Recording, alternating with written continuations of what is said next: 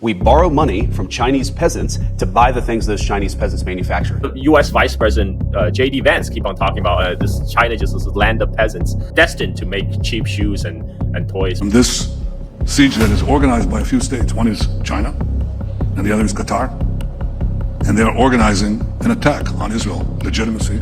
He's talking about TikTok. They have been very upset about all the pro-Palestinian voices on TikTok and how they have all the U.S. politicians in their pockets. Disgraced former Harvard president Larry Summers will no longer teach his economics class following bombshell revelations that he communicated extensively with Jeffrey Epstein. Lauren Summers, the guy who was supposed to be her mentor, emailed Jeffrey Epstein about wanting to fuck his own student.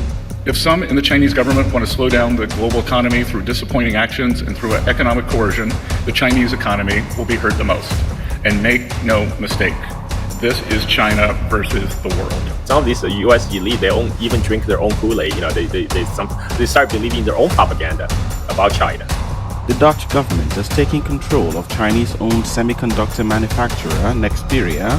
Europe, they had a chance to pursue strategic economy and be a pole in the multipolar world, yet they chose to slavishly follow the U.S. lead to the detriment of the European interests. Some breaking news, and there has been another potentially dangerous encounter between the Australian Defence Force and the Chinese military. What the hell are you sending a spy plane to South China Sea? There's a gigantic country called Indonesia between Australia and South China Sea. Jeffrey Epstein, was he working with or for any foreign intelligence agencies? They will never reveal the ties between Epstein and the Mossad. Sanae Takaichi suggested her country could intervene militarily over Taiwan. Japan's economy is imploding right now. Rather have people focusing on the imploding economy. Let's start a crisis with China. I can show the people I can be tough on China. This phone, my phone, has something so small but so important. But China is starting to restrict some of its export to the U.S. They're called rare earths. Now China say, hey, we're also going to put the export control on rare earths, and we're only going to allow export licenses for civilian use, not for your F-35, not for your missiles. Data centers could reach a whopping 16% of total U.S. power consumption by 2030, according to one report, up from just 2.5% before ChatGPT hit the scene in 2022. That's the equivalent of about 2/3 of the total homes in the U.S. It's a pipe dream. U.S., they haven't developed their energy grid the way that China has. And China is making their energy even cheaper by massively investing in solar, wind, nuclear. So Trump is making China great again. Hi everyone, thank you for being here. My guest today is the very popular Carl Zha, a man who knows so much about China. I'm pretty sure Beijing calls him for updates. He is the creator of the Silk and Steel podcast. It is a show that dives deep into Chinese history. It's a must listen if you want to understand China beyond the headlines. And after listening to it, you would not be surprised to think if Carl had a direct hotline to the Ming Dynasty. Carl brings a unique perspective through his deep historical lens and sharp analysis, and he has a knack for cutting through mainstream noise. He also regularly speaks with experts from around the world, dissecting complex issues with clarity, and the kind of clarity that most of us only get after 3 coffees. So without further ado, the man who can make that IKEA manual look easy, Carl Zha. Thank you for being here, Carl. Great to talk to you. How have you been? Hi, Ali. Thank you for the invite. I just want clarification. I don't have direct line to Xi Jinping, and Beijing did not take my call. And I would like to, but it hasn't happened yet. But so thanks for inviting me to your show. I'm always ready to talk when it comes to China. That's my passion. I can geek out on hours on China related topics. So let's go. I think all of us can see your passion coming through your videos and your talks, and the way you talk about China and the way you talk about Chinese history. It sure seems like you had a direct hotline with some of the dynasties back in the day. So, and also the way you talk to some experts around the world about the geopolitical issues. So it makes, I think you, like I mentioned, you cut through the mainstream noise, but you also make complex issues really clear. You break them down to a level that even someone like me, who's not from China, who doesn't really understand the culture, can understand what's going on around the world and how Chinese perceive things from their perspective. So, and again, thank you for accepting my invite. I really appreciate it. How's your day been? Just started, I guess. It's early here in Bali, 7 o'clock, but I wake up pretty early because I have 2 young kids. So like I said, I'm always happy to talk on everything China.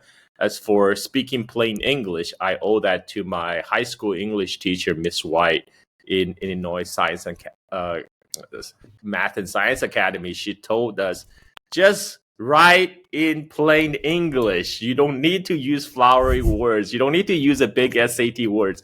The key of language is communicating. It's not to show off how many words you know. So I took that to heart. No, that's really good. I think China is really big on education. I've got a couple of Chinese friends. When I was in university over here, we had a lot of Chinese students that would come from China. And you get to know about, the cultural differences, plus the priorities around education. So education is regarded really highly in China. So you can see all those Chinese students, huddled in groups, making an effort to complete the assignment on time and submit it before time. So I think must be something in the culture over there. So I wanted to ask you, how did you get started into Silk and Steel podcast? What motivated you to start that? Well, so a little bit about my background. I was born in China in 1976, 1 month after Mao died. So that makes me 49 this year. And I'm the first post-cultural revolution generation growing up in China. I spent the entire decade of 80s in China. I traveled to US in 1990 to join my parents. And that's where I went to high school, college, work, etc. But when I first arrived in US, I was very hungry for the news of my homeland. I would look through every corner of newspaper for any kind of reporting on China. In 1990s, there wasn't that many. But luckily, I was a newspaper boy for New York Times, so I had a chance to read New York Times every morning. And what I find was that the China that I read in the pages of New York Times bear no resemblance to the China I left behind. I mean, it's almost like they're describing a bizarro world of China.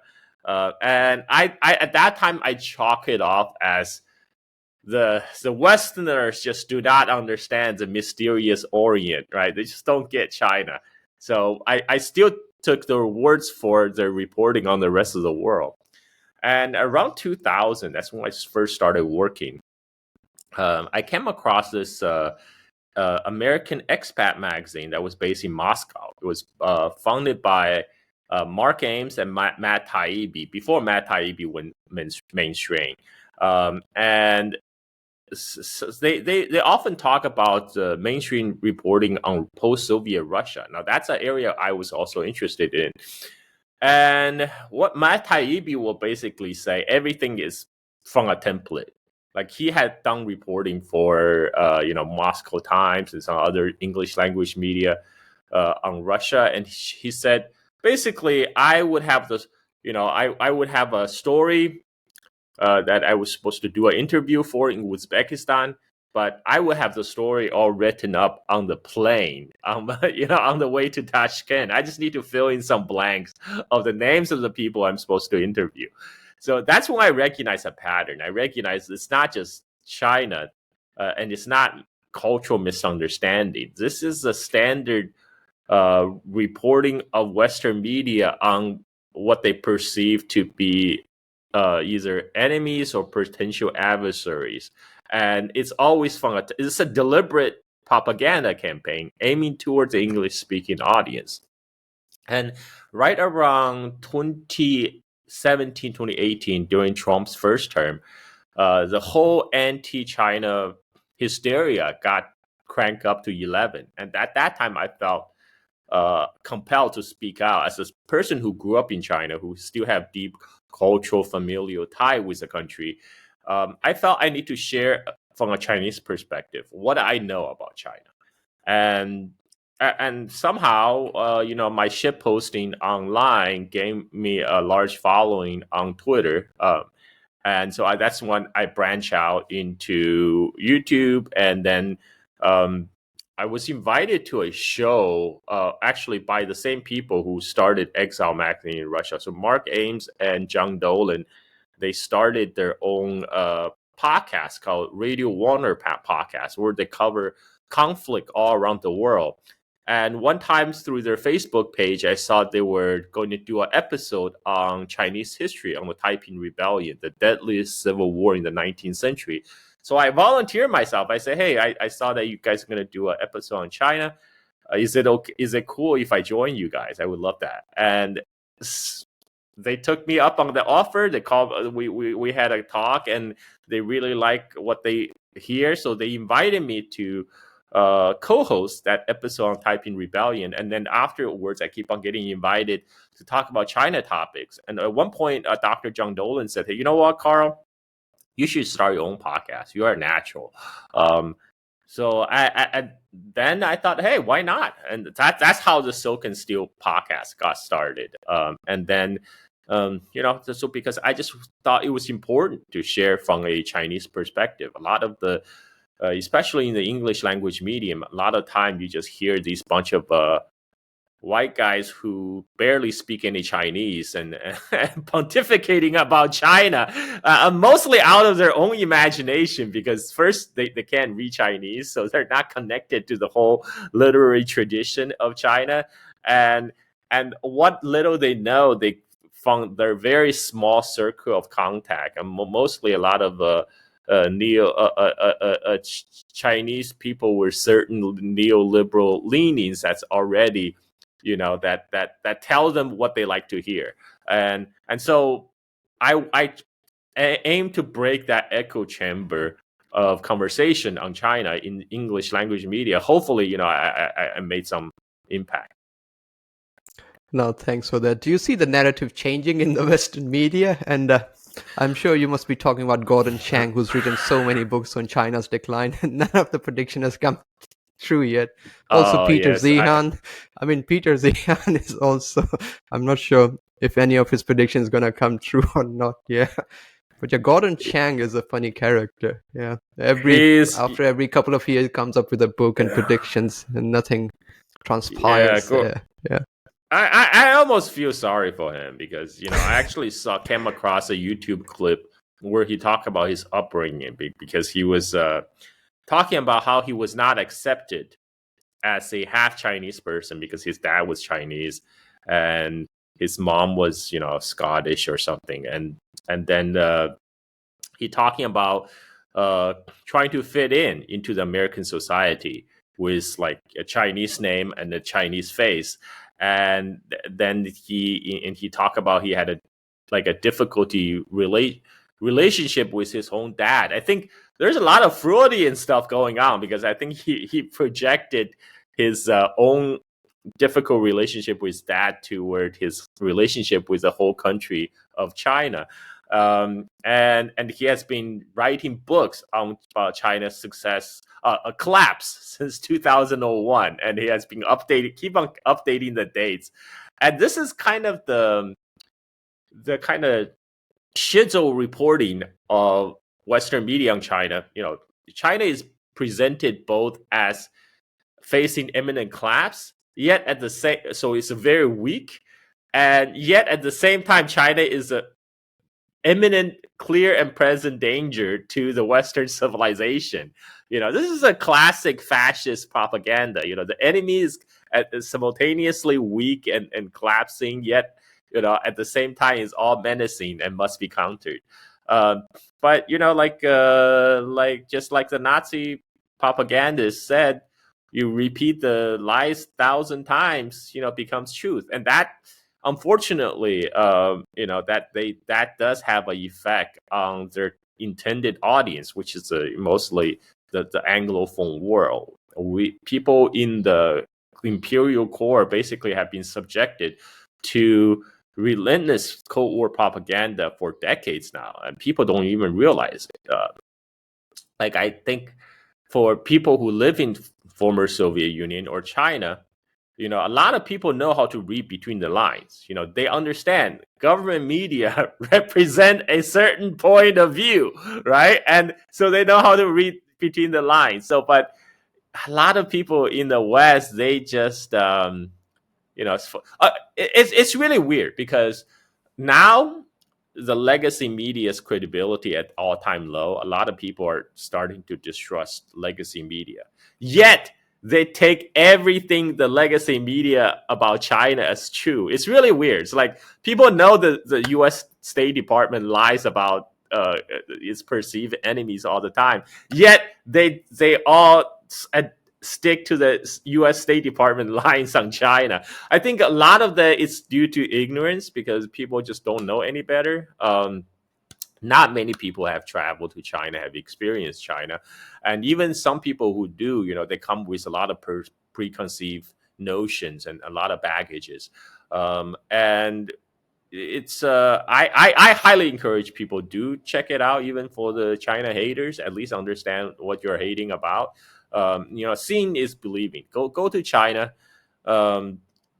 It's I think now in the day of social media, some truth about China is starting to break out gradually. People start to see travel logs of these YouTube influencers traveling to China, posting vlogs of their experience there. I mean, the common refrain I saw was, "Oh, this China is nothing is nothing like what I have been told about." Yeah, it's true. And China is evolving so fast, changes so fast. Every time I go to China, it's like I'm traveling to a different country because the whole landscape have changed, the infrastructure has changed, and everything in general is getting better. That's another thing about the Western media reporting on China. Ever since 1990, I keep on reading about how human rights situation in China is deteriorating. Things are getting worse, and I'm thinking, getting worse compared to what? Compared to Cultural Revolution? Compared to pre-1949? I mean, you think the China in the feudal times was a paradise? I mean, that's literally the line was peddled by the cult Falun Gong. They have a show called Shen Yun, China before communism. 5,000 years of history before communism. So China was this magical land of I don't know, all these dancers and it's the communists that came that screw everything up. But for anybody who learned any history about China, you will realize that's not true. China experienced some incredible hardships from the middle of 19th century to the middle of the 20th century, with what the Chinese themselves term as the century of humiliation, and the statement Mao made on top of Tiananmen Square in October 1st, 1949 was that the Chinese people have stood up. And in many ways, that's true. A rising China is challenging a lot of Western preconceived notions about China. In the Western imagination, China is this poor, undeveloped place with a bunch of farmers in straw hats, and even the U.S. Vice President J.D. Vance keep on talking about this China just this land of peasants that somehow steal our technology to get ahead. But if you actually been to China, traveled to China, you see that couldn't be further from the truth. China is actually moving well ahead in many aspects, especially public infrastructure, ahead of the so-called developed West. And yeah, man, I there's so much thing I could talk about. I don't even know where to begin. No, thanks for that. I mean, some of the projections that come out of Western media, especially from America, I think they project their own insecurities, because America, I found, is a very insular society. And for them, it's probably a matter of ego to be always perceived as number one. But number one in what? That's the question, I guess. So most of them, like you mentioned, have never traveled abroad. Also, I mean, not just J.D. Vance. It's most of their politicians. Steve Bannon, who was advisor to Trump. Trump himself called Xi and China an enemy repeatedly. Joe Biden called China a dictator. There's so many examples that I can quote. I even did a video a couple of months ago on the Western media hypocrisy on China. But yeah, I mean, that's very true. But do you see? So you mentioned that social media may be transforming the narrative now and maybe changing people's views. That's very true. Yeah. You could see that among the opinion surveys of people, global opinion surveys of people outside of China. There's definitely a generation divide between the older generation. I'm talking about the boomers and Gen Zs, and Zoomers. The perception of China is a lot more positive among the youngins, among the Gen Zs, because they have been exposed to the China via TikTok, via social media, and they have played, exposed to some of the Chinese soft power via video games, for example, and movies. And so their perception of China is quite different from their previous generation, who have been grown up on the steady diet of Cold War propaganda, much of which, that when the legacy media still dominated the airwaves. And you mentioned the U.S. Americans talking about China is from a place of projection. This is actually the point made by America's premier sinologist, John Fairbanks, many decades ago. I read John Fairbanks' a book. I think it's called China Mirror. This was like in the 1990s. The book was probably even published earlier. And he talked about, a lot of the times Western commentators talk about China, they're not really talking about China as a physical place that exists. They're talking about China as a foil to all the problems that exist in their own society. And in the way that they project the worst fears and insecurity onto this magical land called China. And so China is this boogeyman, right? That will somehow admonish us and whip us in shape. And there's still a lot of that going on. I remember commentator like Matthew Iglesias, and he basically said, yeah, I think the China threat is what will ultimately bind us Americans together. They literally saw the competition with China as something that will build a social cohesion of the United States, because there was so much polarization in U.S. Along party lines, and they thought, okay, well, let's we can at least all agree on bad China, and then we can, as a nation, America can move forward, which is completely ridiculous. And there's also a lot of self-serving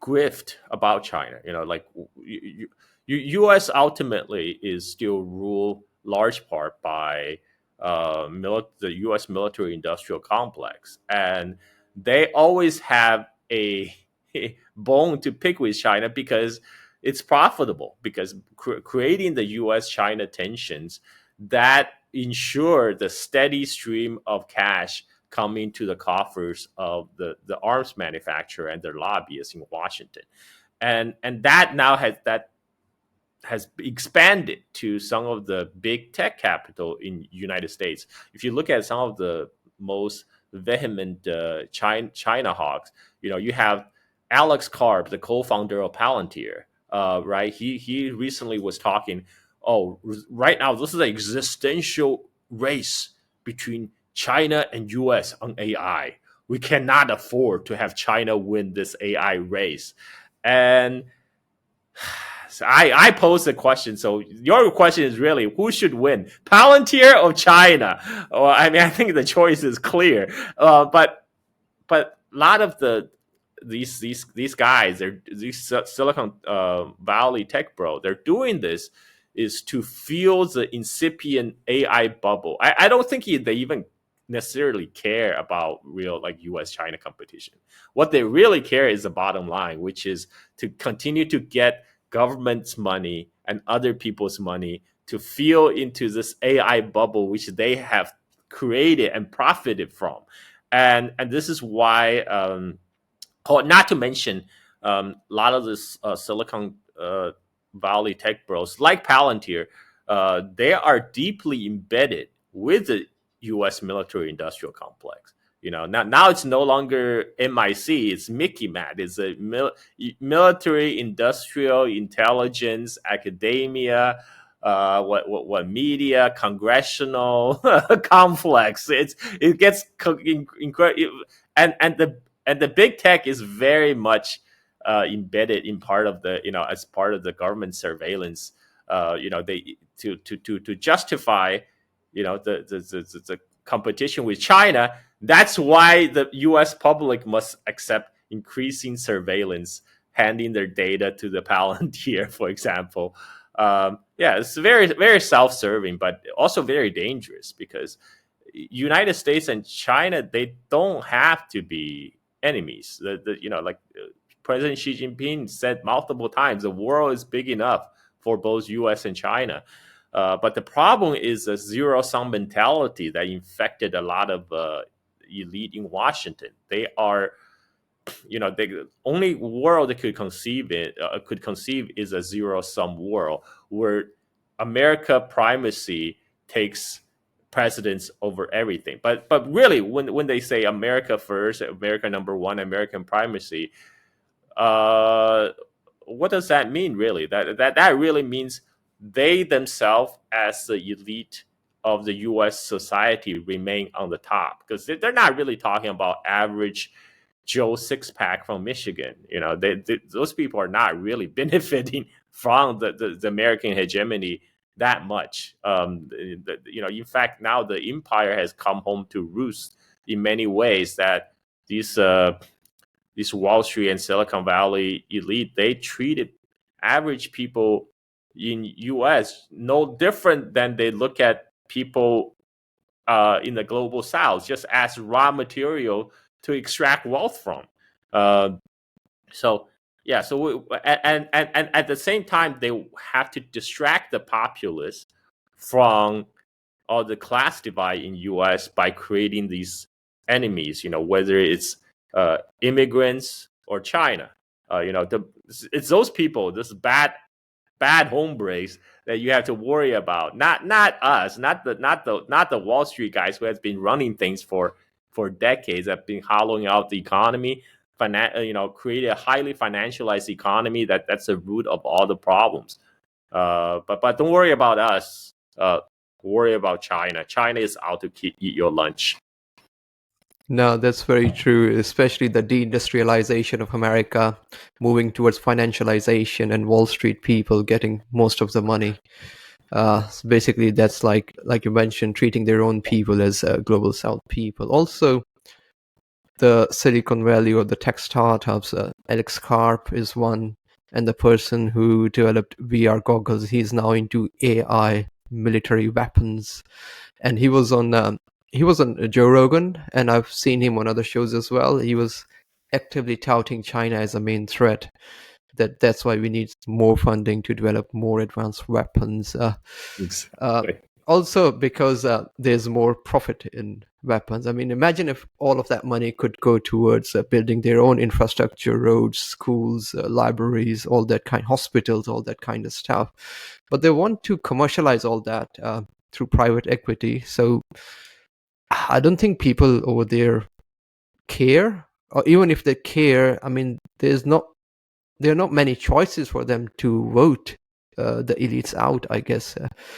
So America is stuck now. Not sure what's going to happen, but yeah, it's they see everybody as an adversary. Even the allies are. I don't call them their allies as allies. I call their allies as watchdogs. So and America treat their allies as watchdogs. So and that's actually, very true. Yeah. One of the famous Taiwanese opposition figure, late opposition figure, Liao, has this famous line to say about Taiwan's role to play for in the American empire. He said, "Look, the America expect us to be their watchdog in the Western Pacific against mainland China, but even real watchdogs in real life, you give them food and shelter. Yet United States expecting us to pay for these expensive, outdated weapons. So as if we're like the watchdogs and we have to pay for our own upkeep. That's not even a watchdog. A watchdog at least get fed and taken care of. Yet United States expect us to do all the heavy lifting and for us to be on the front line to die and bleed for them. So yeah, that's what the U.S. especially the Donald Trump administration.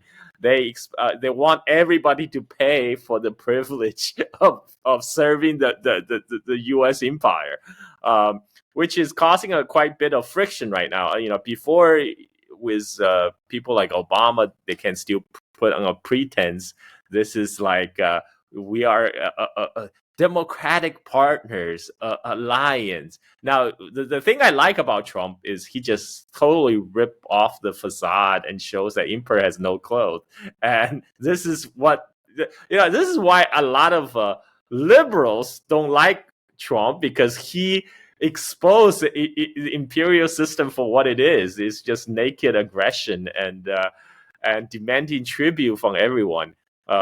But yeah, that's how it is now. It's at least there's an air of honesty with Trump. No, that's true, and it's also true for Australia. The nuclear submarine crisis. Australia has to pay. Again, Penny Wong, Australian Foreign Minister, was in talks with one of the Indian news channels. I don't know how it showed up in my YouTube feed. I actively avoid Indian channels, I guess. But the Indian, I think the newscaster journalist asked the question, would you rule out military help to Taiwan? And she gave a very diplomatic answer. I can understand. But yeah, she implied that China is a threat and America is a good ally. I'm not sure why China is a threat to Australia. China takes Australia's ores, iron ore, all other mineral resources. So probably the biggest trading partner of Australia. So I think Australia should be treating China. Have you seen that Utopia episode from Australia that they did a skit on this? It's like, so why you guys are demanding a increase of $300 billion defense budget? What are we doing here? They're like, to defending our trade route, sir. Okay, who is our largest trading partner? China? So are you saying we need $300 billion to defend our trade route with China, from China? And everybody's nodding. This is exactly what Australia is doing nowadays. They are saying they're going to go to war against their largest export market. They're going to send their submarines to South China Sea to protect Australian trade route with China, from China. That's basically what U.S.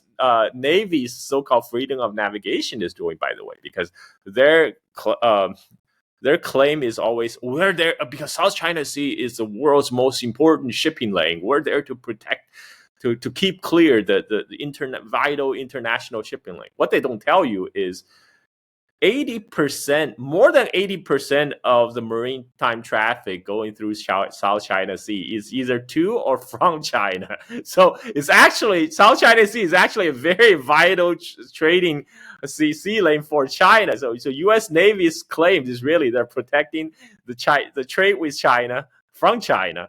If you put it in those terms, it's quite ridiculous. And in Australia's case, it's even more egregious. It's even more outrageous because what Australia gets to pay is billions of dollars. I think what is it, like 30 billion now for some nuclear submarine that US will promise to deliver. I don't know, 300 or more than 300 billion. Yeah. So US promised to deliver some nuclear submarine maybe in 10 years, maybe 20 years, who knows, maybe 2030, maybe 2040. But in the meantime, Australia need to build a port that's capable to host nuclear submarines in Australia. So U.S. Navy get to use them. And so really, Australia is paying for the privilege of hosting the U.S. Navy's nuclear submarine program, and whether Australia gonna get those submarines or when they're gonna get them, that's not the important part. The important part is the money gets to pay upfront to the military industrial complex, and this is how U.S. weapon program has been going on. For example, Taiwan is one of the best customer for U.S. Military industrial complex. They buy all these outdated and expensive weapon programs, but U.S. take literally decades to deliver, and because the goal was never to provide weapons that could win war. The goal was always to keep the line of tribute open to Washington. It's a form of protection money, in Australia's case, they in all the big media, they presented this as United States is coming to help saving Australia from the big bad China, when it's actually Australia is paying for the privilege of hosting U.S. submarines, and then eventually maybe Australia will get a couple of nuclear submarines out of it. If anybody who kind of look into the detail of this deal should be outraged. That's true, but not many people go into that level of detail because life is still okay over here, so people don't really care. But it's not just the submarines. Australia will have to host American military bases over here as well, and Australia is paying additional sums of money to build those American military bases over here. And that brings me to a very good point. You mentioned South China Sea. With your permission, I would like to show you something that happened probably a month ago between China and Australia. I have a video here. Now, I want to get your take on that. Let me know when you see the screen share. There you go. Let me know when you see the screen. Okay, I see it now. Okay. It's on YouTube. Australia is demanding answers from Beijing this morning after a terrifying close call over the South China Sea. Live to Isabel Mullen in our Canberra bureau. Is a Chinese fighter jet launched flares close to an Australian aircraft. Yeah, that's right, Eddie. Good morning. That Chinese fighter plane releasing 2 flares right next to an Australian P-8 surveillance plane, a move that Defence Minister Richard Marles described as unsafe and unprofessional. And it's not the first time this has happened. We saw a similar incident back in February. China frustrated that Australia and our allies, like the United States, we do conduct training exercises in the South China Sea. Now, nobody was injured and that plane was okay. But it really does show just how temperamental our relationship is with our largest training partner. Officials here in Canberra raising the issue at the embassy, but also over in Beijing. Australia is demanding... And if you look at the comments, most of the comments are, what are we doing in South China Sea? Exactly. We should be minding our own business, I guess. And they're using euphemisms too, like surveillance plane. What the hell is a surveillance plane? It's a spy plane. Correct. What the hell are you sending a spy plane to South China Sea? Australia doesn't even border the South China Sea. There's a gigantic country called Indonesia between Australia and South China Sea. And, of course, they're doing this, in support of the U.S. military operations in South China Sea. That's the role intended for. That's the role U.S. intended for Australia to play as a junior deputy, as a guy that will play support role for the U.S. military. As Australia have many times dutifully comply. Like when Australia sent troops to Vietnam, to Afghanistan, participated in all these imperial enterprises, and again now they're following United States to South China Sea. Why? The question is, why are you sending your spy planes to spy on to fly buzzing the coast of your largest export market? You should ask that question. But anyway. Yeah, but they don't tell where exactly that incident happened. So they keep it really vague intentionally, so people don't really find out. And everybody, most of the comments, this is just one news. There are other news clips on YouTube as well, and most of the comments, even from Australians, are, "What are we doing over there? We should be minding our own borders." And it's not that Australia is in danger of being invaded; it's surrounded by sea, So Exactly. no, I found that news really, really amusing. But I guess that brings me to another point, and that's something that I want to get your take on. It's related to Israel sort of threatening China, and I'm very confused why Israel would do that. I'll share that clip with you. Maybe you have a better understanding of this. I will. Let me know when you start seeing something. Okay, I see that. Yeah. Okay, so I will play it for 60 seconds. To erode it. That effort to besiege Israel, not isolated as much as besiege Israel. That is orchestrated by the same forces that supported Iran. Iran's effort to put a military siege on us and ultimately choke us. We were able to break loose from that siege, and we will have to do several things to break loose from this siege that is organized by a few states. One is China, and the other is Qatar. And they are organizing an attack on Israel legitimacy in the social media of the Western world and the United States. We will have to counter it, and we will counter it with our own efforts. So, you know what he's talking about? He's talking about TikTok. That's what he's talking about.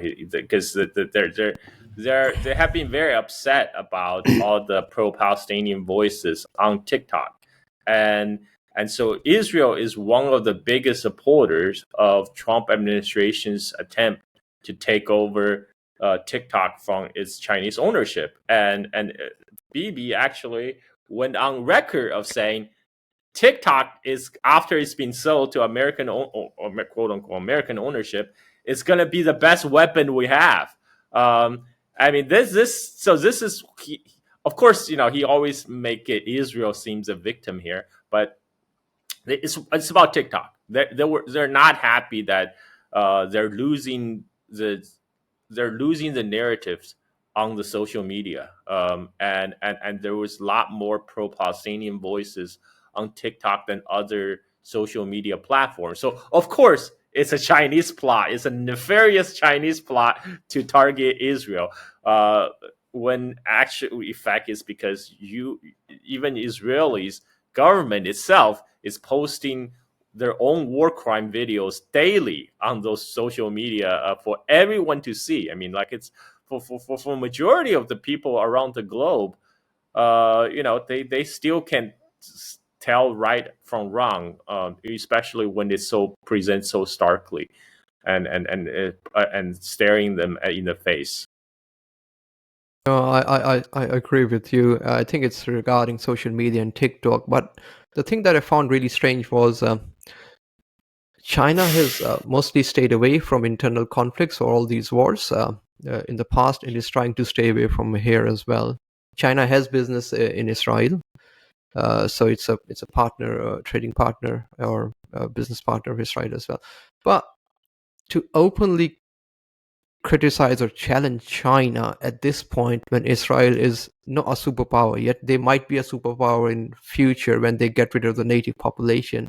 But I found it really strange that they are trying to show their muscles now when they are still not being able to throw out the native population, because China is really big right now. I don't think Israel can take on China. Well, Israel is not really an independent entity. Israel and United States is really the same animal. I mean, the reason Bibi felt he's entitled to say that because he feels he's speaking on behalf of the Israel-United States empire, and this is why he's emboldened to do a lot of things he does, because he has American support in the bag. He was caught on record of saying, oh yeah, Americans are gullible. They will do whatever we tell them to, and that is a reason. I mean, this because he feel he can do that without consequences.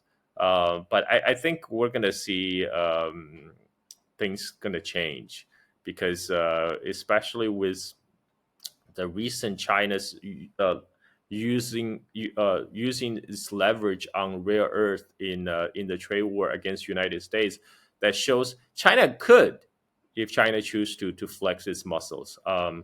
And this is yeah, I think this is just hubris. This is just part of the imperial hubris that makes him to talk like that.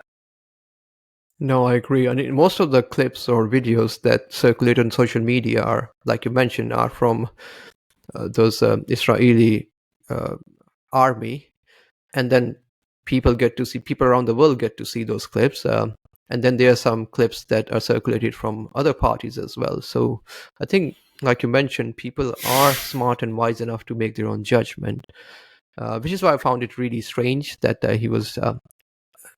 I mean, you've mentioned that it's not Israel, it's Israel America. They're very openly criticizing big powers like China. But then the trade war, I mean, my take is that nobody wins in a trade war, but it hasn't really gone the way United States wanted it to go, especially the recent meeting between Trump and Xi. I always thought that China would probably come out on top because it's more resilient, but not in a way that it has done now. It's proven to the world that it's really strong now, and it's not bending any knee to America. That was really surprising, and I think most of the bureaucrats and politicians in America was also surprised by China's strong stance.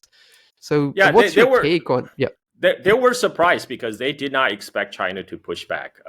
They were surprised the first time when the first Trump administration starts slapping sanction on China, and then followed by Biden administration doubled down. They were surprised that China's reaction were relatively muted, but they interpreted that as a sign of weakness. But in fact, what China was doing, China was preparing itself for the even possible decoupling from the United States. You know, China was caught by surprise when by the Trump first term, when the sanctions started.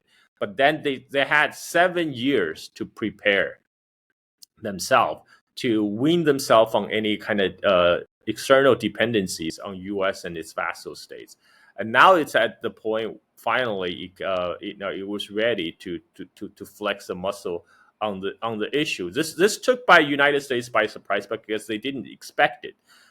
They thought China would just quietly take it, like what they thought, because what China used to do during this first Trump term and even through Biden administration, China was trying to avoid to escalating the trade war. China has stated its position clearly that they think there's no winner in the trade war. This is something we do not want. But if you really force this thing on us, we will not back down. And this China has been very consistent in this position. But this the people in Washington, because they're so blinded by their own hubris, they ignore China's warning. They thought, okay, well, China would just all talk, it will not do anything. And this is at the time when United States knew about their own dependencies on the rare earth supply chain coming out of China. They just didn't think China would actually push that button. Well, China did. And then they realized they have no response. This is also kind of idiosyncrasies of the Trump administration.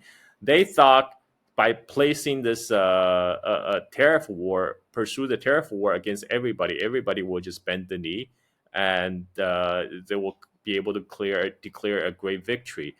But they actually was not prepared for any kind of pushback.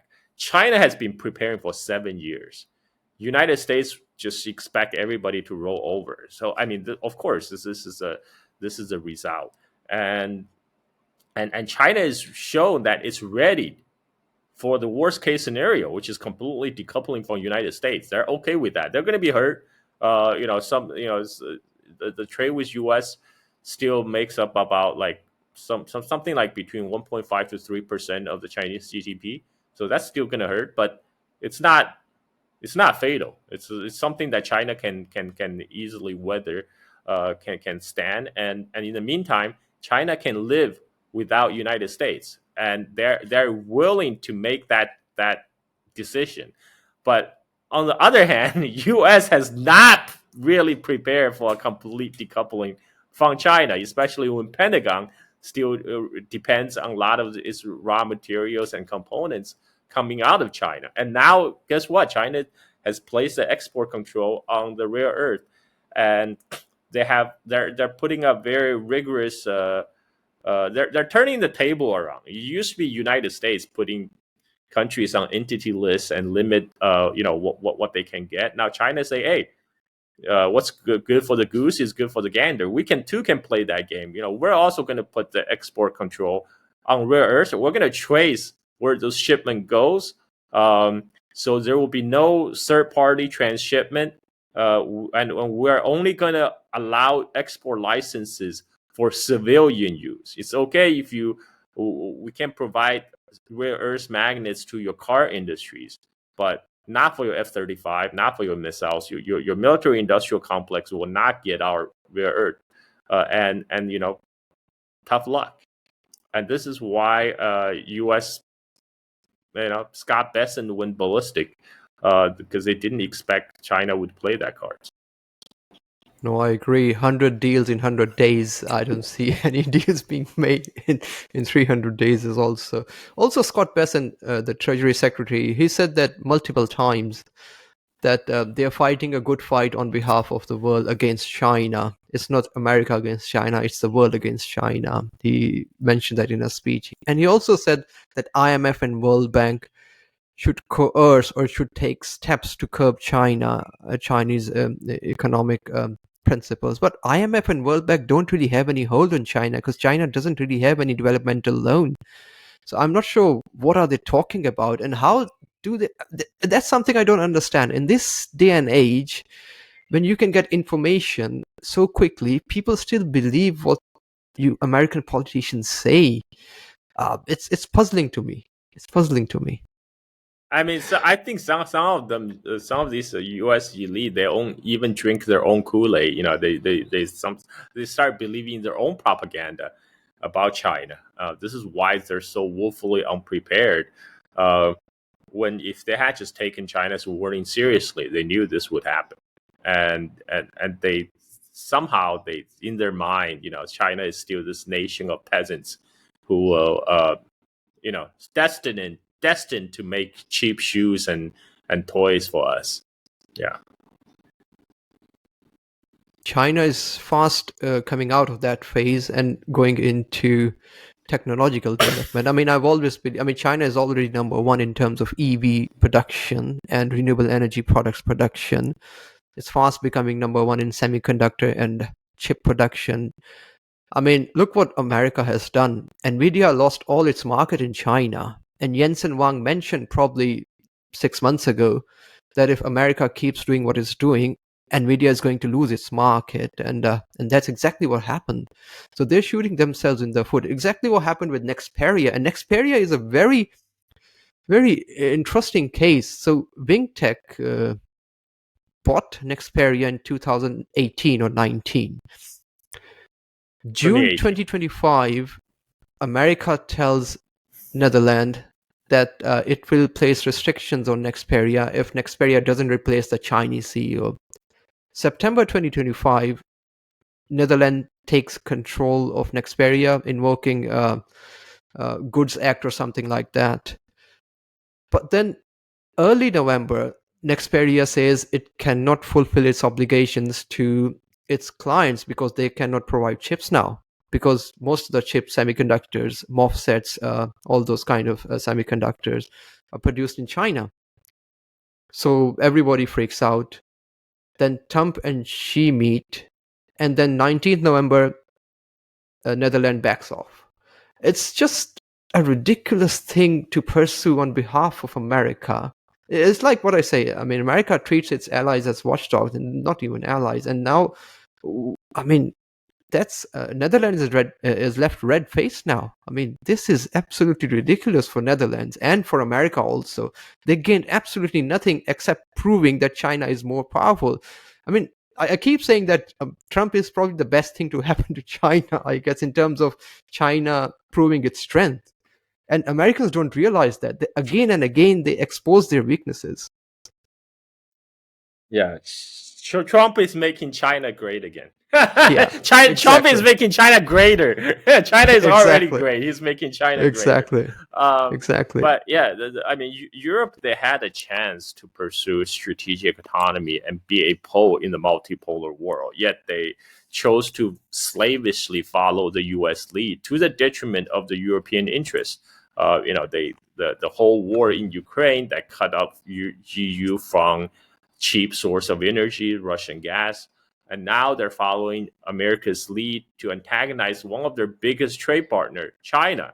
The result is we have deindustrialization of Germany. A lot of the German firms are now being moved to United States because at least there they can still access cheap gas. So essentially, U.S. is cannibalizing its own vassal states to stay afloat. And the European leaders just went along nilly-nilly. And yeah, the Dutch case is one of these worst examples, because the Dutch basically they volunteer to be America's cat's paw, to grab the chestnut from the fire, and then they got then few days later Trump meets Xi, knock out a truce in the trade war, and suddenly the whole reason for Dutch to seize Nexperia disappeared, because originally U.S. said they're gonna place Nexperia on entity list because they're expanding the number of Chinese semiconductor firms be on the blacklist from original 1,400 to 20,000, and the result of Trump meeting was U.S. decided to roll back the BIS 50% rule, and now Dutch government is looking the fool for holding a shell of a company that can fulfill its obligations, because all its manufacturing is in China, and the Chinese government was telling the Nexperia China, say, hey, you just make sure you fulfill the orders for the Chinese EV industries. Everybody else, the Germans, the Japanese, Americans, they will have to come to you to make a new deal on supply agreement, and they have to pay in RMB. and so that essentially cut out the whole Nexperia headquarters in Netherlands. And so there's no point for Dutch government to hold on to anymore. So they're saying, oh, I'm sorry, I was just joking, you can have it back. But this is going to make any Chinese potential investor in Europe think twice about putting their money there, when they know that their asset can just be taken away like that by decree. That's right now, like a lot of the Chinese investment in Europe is actually going to countries like Serbia or Hungary, where there's a lot more friendly, receptive environment for Chinese investment. No, that's true. And then you've touched upon Europe. I saw a promotional video from NATO probably a couple of weeks ago. It's like 3 or 4 minute long video. It's maniacal in its war propaganda, and it shows China's flag, implying that China is the enemy. I'm not sure why NATO in Europe would think that China in Asia is the enemy.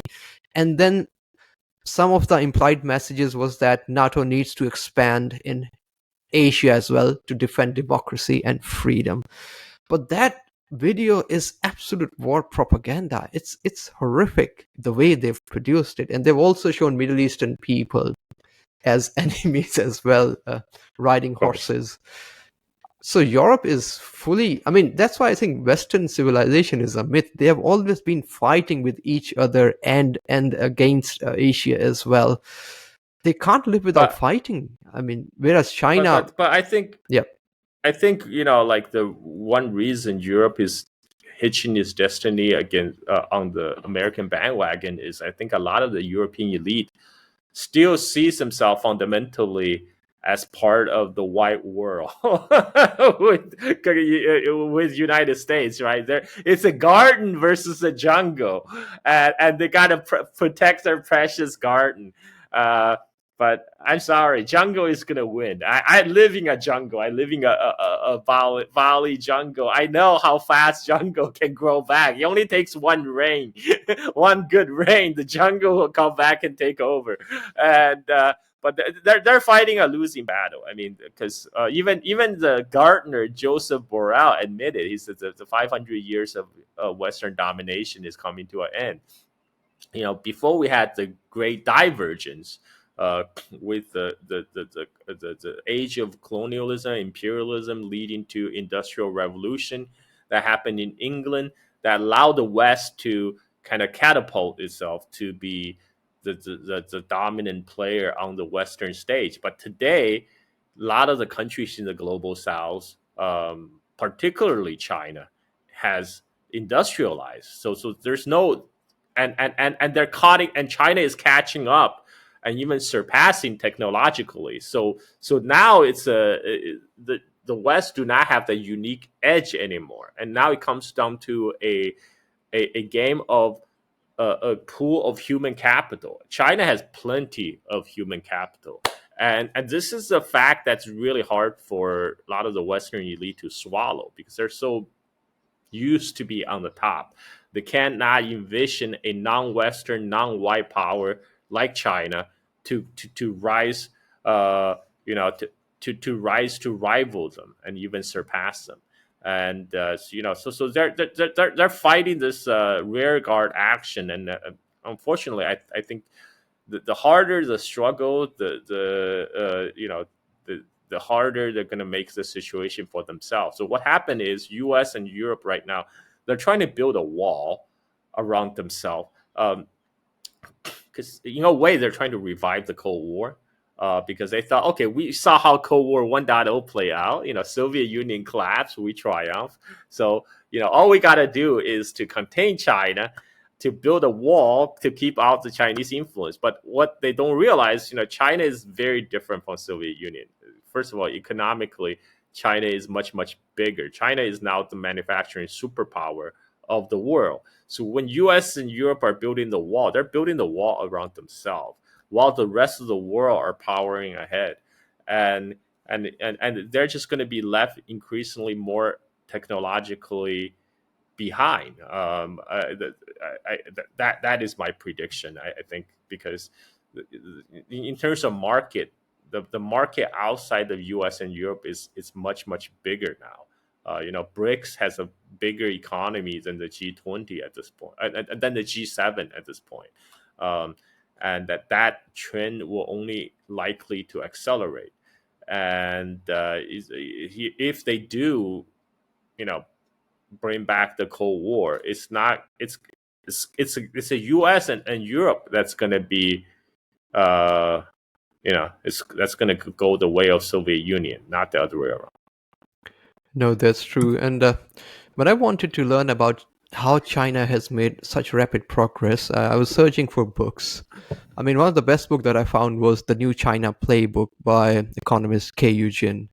And that's one of the best books that I've read, how China's made that rapid progress. And it drills down into the basics, Did you see what the latest revelation that involved her? So apparently her mentor, Lawrence Summers, the guy who was supposed to be her mentor, emailed Jeffrey Epstein about wanting to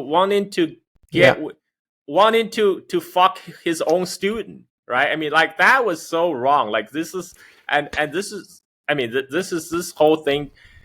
I mean, this Lawrence Summers, he is part of the Washington elite. This is how they. I know. He's been there for the last 20-25 years, corrupt as a coal, I would say. Yeah, I mean, people knew it.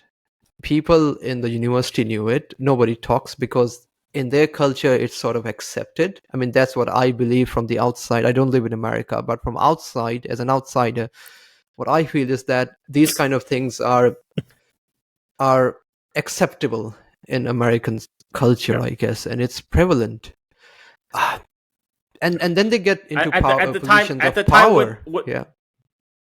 At the time when Lawrence Summers was keeping correspondence with Jeffrey Epstein, the whole Jeffrey Epstein shtick is already well known. That was people already knew Jeffrey Epstein was running a pedo ring. Yeah. And then even then, Jeffrey Epstein was being invited on news shows. Everybody was going to their parties. But they are all, which is why I don't really understand why American people believe their politicians when they say they're going to release this. It's never going to happen. Everybody is in this. I think if they do release, this is going to be heavily redacted. This is going to be heavily redacted, and especially it defeats the purpose. Yeah. And they will never reveal the ties between Epstein and the Mossad, for example, right? I mean, like, it's getting so ridiculous. There are people who floating the idea somehow Epstein is backed by Qatar. I mean, come on, you kidding me? You think we're stupid? And they're now saying like all these like, for example, all including the criticism of U.S. foreign policy in relationship with Israel. This is all part of a Chinese and Russian disinformation campaign, because China's control of TikTok or whatever. I mean, people, this is crazy. This is crazy talk. How they're trying to point fingers everywhere, but except at the Israel-U.S. tie, and how they have all the U.S. politicians in their pockets. So even if they do release the Epstein file, it's going to be heavily redacted. Yeah. And I was just going to say, you said it first, I was just going to say that they will find a Chinese connection somehow. They will point towards China because it's easier for them to point towards the external enemy or perceived enemy than to improve themselves. But they're all in there, so nothing's going to happen, I guess. But then on the back of it, you see that statement coming from Japanese Prime Minister. I mean, why make such a statement so brazenly? It just puzzles me. I mean, why people... basically, it puzzles me why people keep doing these stupid things again and again. Trade wars, Nexperia, Japanese Prime Minister. I'm sure there will be a couple of other, crises next week. But it's all stupidity. Why can't they just work together? Japan's economy is imploding right now. Rather have people focusing on the imploding economy. Let's start a crisis with China. I can show the people I can be tough on China. So this is all smoke and mirrors. Distractions. This is how the politicians play the game in so-called liberal democracies. But I suspect another reason is right now, after the Xi-Trump meeting that brought up a temporary truce in the trade war and possible détente in U.S.-China relations, and then there was a Pentagon leak about how U.S. should deprioritize containing China and focus on its own backyard of Latin America. I think Japan might thought, okay, we got to drag America back in. Just the same way as Netanyahu tries to drag America into a direct war with Iran. The Japanese right-wing prime minister, it's like, no, America, you cannot go. You cannot pivot away. We got to stay here together to fight China. I think, Japan is going to have to face some consequences. I mean, the immediate consequence is the Chinese tourists are stopped coming. And tourism make about 7% of the Japanese economy right now. And Chinese tourists make up the second largest group that's coming to Japan after South Korea. And so they're going to hit, the economy is going to get another hit immediately. Which is fine because apparently, according to some of the Japanese politicians, like one of the former Japanese ambassador to Australia. He made a comment on Twitter saying, "Oh, this is a good thing. That means we get all these rude, crude Chinese tourists will be out of Japan, so we'll have enjoy it nice and quiet, and then instead we'll get more well-mannered tourists from other countries." Well, okay, good for you. Good for you. I mean, enjoy your cratering tourist economy. But yeah, people like that, they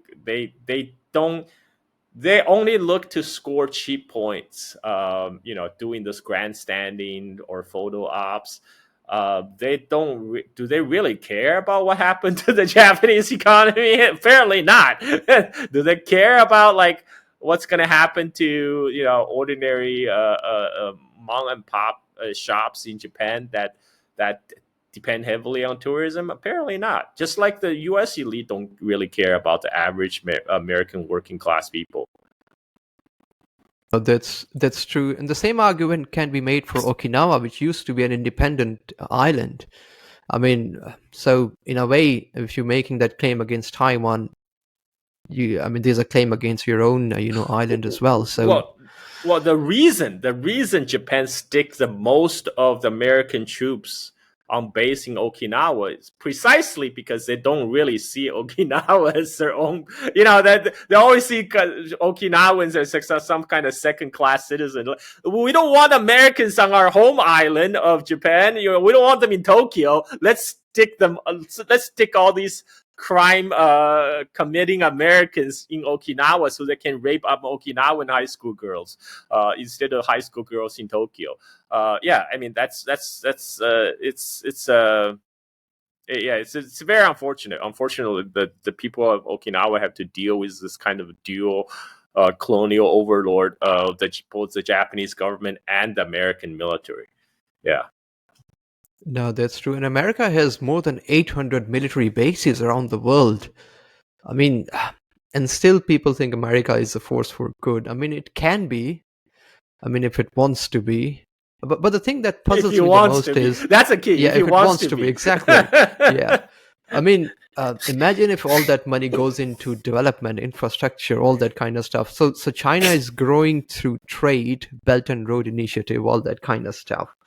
Building roads, hospitals, bridges.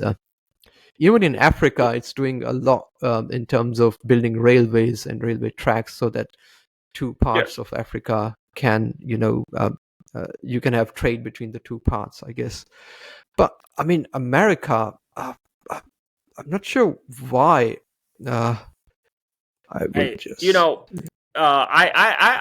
a fan of Professor John Mearsheimer. I think he understands America very well. Although a lot of time I find his analysis of world event is based on from a very American-centric point of view. His whole argument is that intention doesn't matter. It's all about capability. In this case, I think if you just apply to the case of United States, that's perfectly true because U.S. it doesn't matter about intentions because intention is always bad. So it's about capability. To bring to apply John Mearsheimer's logic, to bring world peace, we need to grind down the capability of the U.S. empire, right? And because that's the only way we can be sure that there can be peace. We can live in peace with the people of the U.S. The capability of the empire must be grind down to nothing so they couldn't threaten anybody. But thankfully, people like Trump is doing a great job of that right now. They are yeah. And like I said, Trump is the best thing to happen to China in terms of showing the entire world how strong is China. But again, all that money could go into building their own infrastructure. I mean, so the electricity cost by comparison. Where's money in that? Where's money in that, Ali? Exactly. How is the Wall Street going to make money for investing in education? I know the profit margins are really low when it comes to infrastructure, 7 to 5%, whereas in military industrial complex they go as high as 20 to 50%. So obviously, it's wherever they see money they go. But again, I mean, just talking about AI and the energy costs associated with running all these massive supercomputers or all this technological stuff, China's, I think, cost of producing per kilowatt hour is like 7 cents. America is 16. Europe is even expensive. And China is coming up with ways to even reduce that cost. The new thorium reactor, I mean, I was fascinated by what China has done. It's going to reduce the cost even down. But America, I mean, where are they going to get the energy to run all the technological stuff?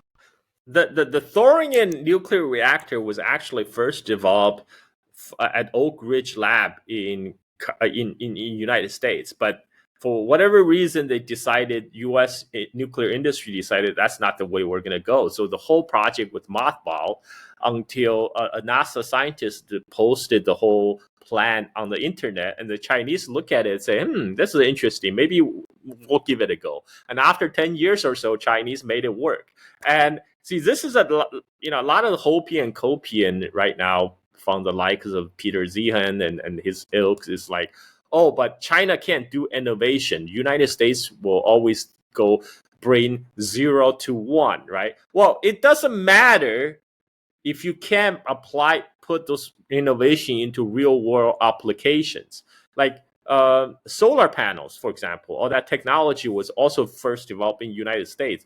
It's China that made solar industry their by leveraging their mass producing capability brought the price of solar panel down 98% in the last couple decades. And so it doesn't even matter if America get from 0 to 1 first. China is going to be the first to apply that technology. This is why I don't give much stock on the whole Silicon Valley bro saying, "Oh, we got to reach AGI first before China, then it's game over." What do you mean? Like, even if US do achieve AGI, China will probably just catch up in the next few months. What the United States going to do in the next few months? I mean, are they going to be able to take over the world in the span of the few months with their AGI? I doubt it. And so at the end of the day, it's the problem is because still back to the root of the problem is U.S. economy has been so financialized, whereas China is a manufacturing economy. They produce real things, and how do you expect to go to war with a country that actually produce nuts and bolts and tons of steel? I mean, this is unrealistic. So they're now putting all their eggs in the AI basket. But as you mentioned, it's a pipe dream. U.S. they haven't developed their energy grid the way that China has, and China is making their energy even cheaper by massively investing in solar, wind, nuclear. I mean, China is not putting all their eggs in one basket. China has, they're developing all kind of energy options, geothermal, hydro, you name it. And so now they're at a point where solar finally, the solar power now is one of the cheapest form of energy, because once you set up the solar farm, you don't need to keep on burning stuff. You just wait for the sun to come out. And one of the biggest problems for solar energy used to be it's only available half of the day when there's sun, but and the storage is expensive. And China is now making strides in the solid state batteries and sodium ion battery. That's going to make battery very, very cheap. So that's going to solve the energy storage problem as well. So now, while China is powering full speed ahead, Trump administration is decide to go 100% with hydrocarbon, because that's what Trump's support base is, the big oil. So I mean, and even with the amount of hydrocarbon U.S. is producing, they still not making enough diesel gas turbines to generate enough electricity that will need to support all those data centers for both AI boom and reindustrialization of America. They don't even have enough electricity to make the EV transition. That's why Trump says, "Oh yeah, there's EV that's bogus. We're getting rid of that." And this, and so yeah, I mean,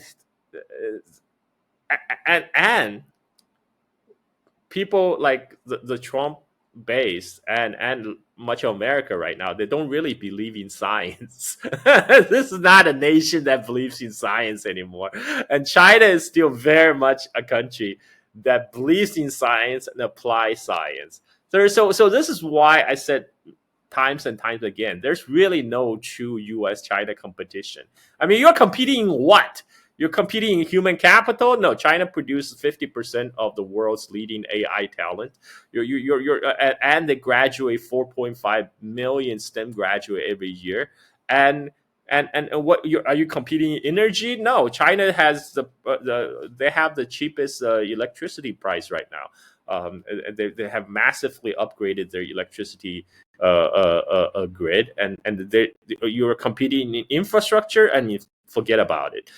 Competing in education, there's no competition between US and China. No, that's true. I mean, the energy costs going to go up for Americans because most of these AI data centers are going to take up energy. They require huge amounts of energy. Yeah. They're cannibalizing civilian use of electricity right now. Exactly. So China is thinking ahead. And when it comes to Chinese engineers, I work with a few. I was managing a project and I needed to get a model made. So I went to Singapore University. And the engineer that I worked with was Chinese. He said that 15 million engineers graduate every year. So I have to come to Singapore to get a job because there are people who are much smarter than me. And he was one of the smartest people.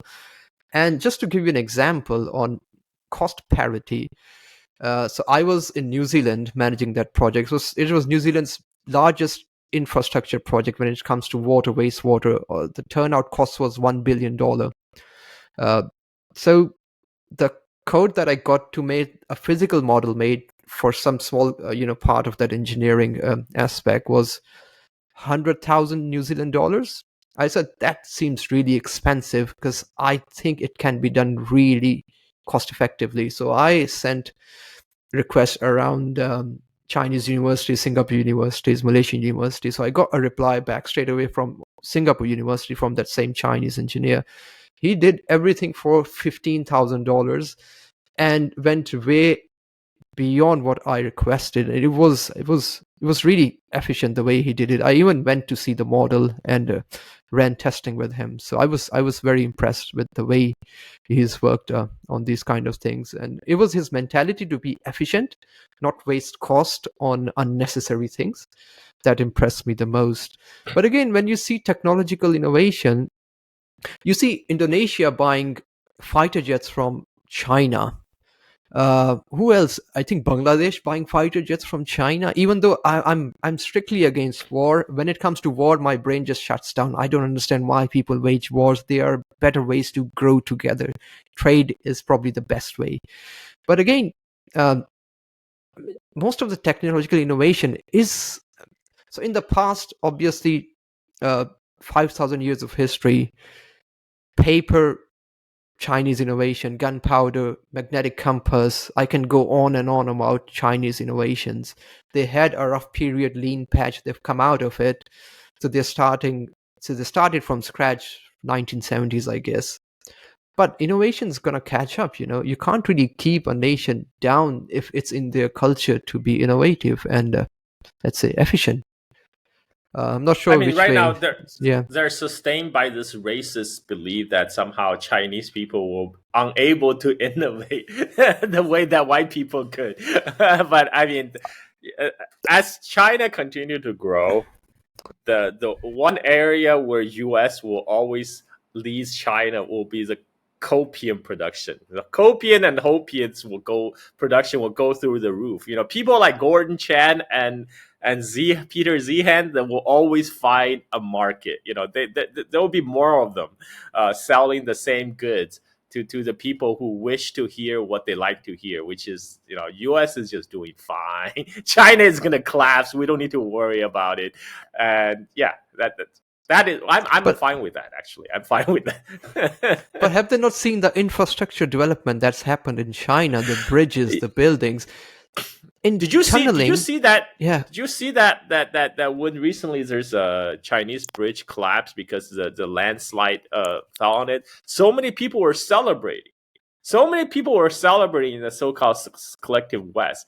I mean, the only reason they're celebrating is because they know the U.S. can no longer do infrastructure. They don't want other people like Chinese people to succeed. They're already giving up on like doing engineering and infrastructure themselves. So, but they don't wish to see China get ahead. So actually celebrate when like a Chinese bridge collapse. But those kind of hopium and copium will keep going. They will. I mean that's how they will cope with the continued rise of China. I'm okay with that. I'm totally okay with that. Yeah, I think there's much to be gained by being friends with China and learning how China does infrastructure. Especially, I mean, how many bullet trains are there in America? None. I mean, how many are there in China? So you can clearly see the gap when it comes to technological innovation, not just theoretical innovation. As an engineer, I understand theory is one thing, but practical implementation, the way China is doing it, is absolutely amazing. I mean, Europe used to do that. Germany used to do that. But I think Germany's EV industry, because they sat on their laurels of, conventional cars, they didn't progress EV industry. And now China is ahead. Even the first transcontinental railroad in America was built by the Chinese. I mean, and Canada, U.S. and Canada were built by the Chinese. But yeah, I mean, but now U.S. just don't believe in infrastructure anymore because there's no profit in it for the Wall Street people. So you will continue, instead they'll rather invest $500 billion in the Stargate project, but they don't even have that money. This is why they're inviting MBS to come to Washington, because they expect the Gulf Arabs to come up with the money to keep blowing up the AI bubble. Yeah. Well, you will work until it doesn't. So, well, I'm always optimistic sitting here in Bali to watch the continued imperial decline of America. Yeah, it will be good if everybody comes to the senses and start being friends with each other. Again, you can have less wealth, but then you can be happy as well. You don't have to have everything. It doesn't even need to be less wealth. I mean, when UK gave up its empire, people in the British Isle lived better than before.